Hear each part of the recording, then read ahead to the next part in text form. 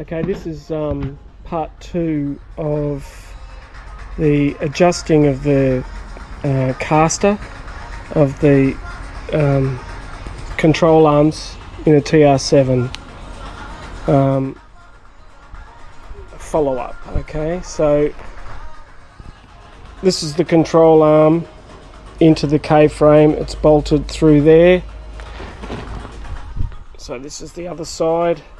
What I've done is I've pushed out the rubber, and then I've put a spherical bearing in here. As you can see in there, it's offset to one side at the moment. So this is a spherical bearing. This arbor is 25.4 millimeters, so 1 inch. So this is a 1 inch spherical bearing. The shaft through the middle is 1/2 inch.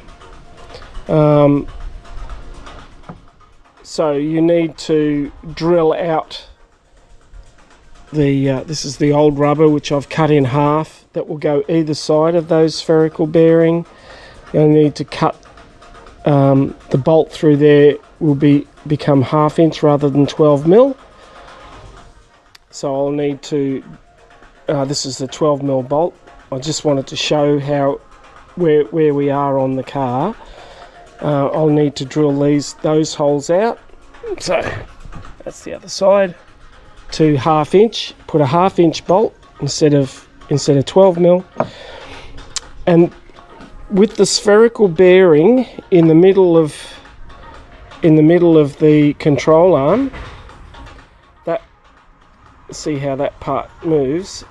The spherical bearing will allow movement without strain, because the rubber is only just now. It doesn't matter that the rubber around the holding down bolt will become distorted, because it's not relevant anymore. Now it's just going to be locating the spherical bearing in the middle of that section of the control arm, because the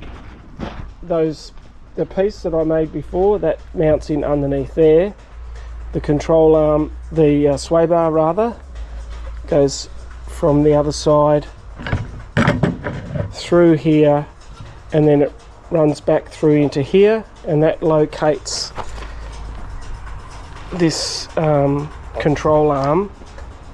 The location of that control arm, the ball joint is through there, but we need to, I'm going to pull this forward, and having a spherical bearing in there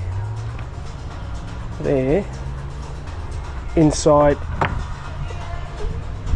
those will allow that movement, because this bolt will be running through here.